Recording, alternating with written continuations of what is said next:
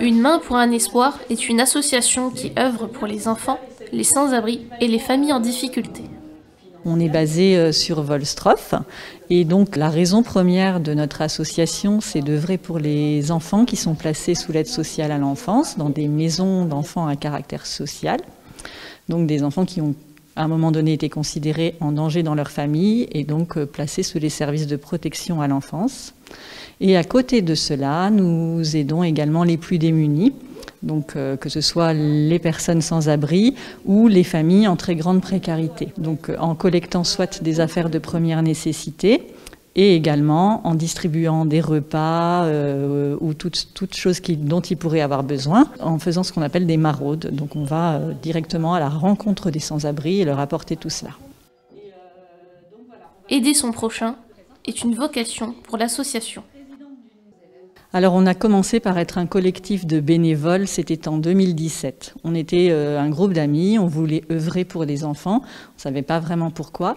Mon fils a un de ses amis qui est justement en famille d'accueil, donc c'est un enfant placé et il traverse vraiment une histoire très compliquée, un combat qu'il mène au quotidien et c'est lui qui m'a touchée et c'est lui qui m'a donné envie de créer l'association et d'œuvrer en tout cas pour les enfants placés. Au départ on souhaitait simplement être un collectif de bénévoles, mais comme finalement ça a pris de l'ampleur et puis également comme on organise des événements pour eux, on a eu besoin d'avoir une assurance, on a eu besoin d'être plus solide pour pouvoir louer notamment les salles.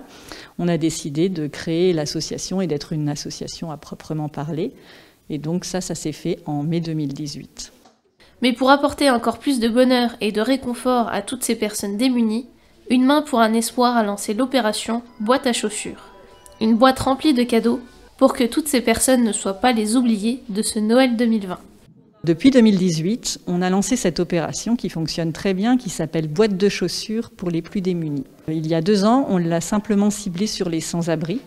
Mais cette année, comme la situation économique et sociale est vraiment très critique liée aux conditions de la crise sanitaire, on a décidé de la réorienter, de la faire également pour les personnes défavorisées et les enfants. C'est une boîte à chaussures, tout le monde a une boîte à chaussures chez soi.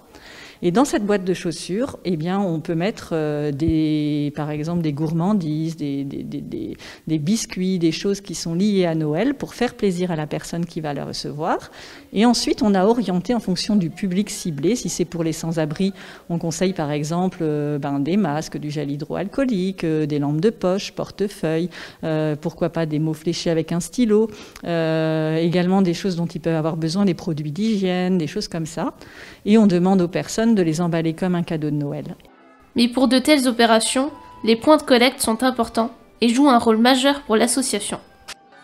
On a plusieurs points de collecte. Le principe de notre action, donc pour les boîtes de Noël pour les plus démunis, c'est vraiment d'être présent, de couvrir un maximum au niveau géographique. C'était le but. Donc on a le contrôle technique qui est point de collecte, mais on est également soutenu, comme l'année dernière d'ailleurs, par votre club de foot, US Cattenom. Et récemment, j'ai été également contactée par le collège de Cattenom qui lance également sa propre collecte. À Cattenom, cette démarche d'aider son prochain est devenue importante, et ce, pour de plus en plus de nos associations. Je connais Marie-Agnès Lahaye, qui est la responsable du contrôle technique de Cattenom, qui m'aide au départ sur mes services. Et elle m'a dit, écoute Sandrine, si tu souhaites, je peux également t'aider en collectant sur Cattenom. On a également des bénévoles qui sont dans les environs, donc on n'est pas trop loin de Cattenom. Donc nous, on collecte de toute façon de la ligne de Metz jusqu'à Luxembourg. Donc Cattenom, ça avait tout à fait du sens. C'est 8000 cadeaux qui ont été récupérés par l'association, puis redistribués dans notre grande région.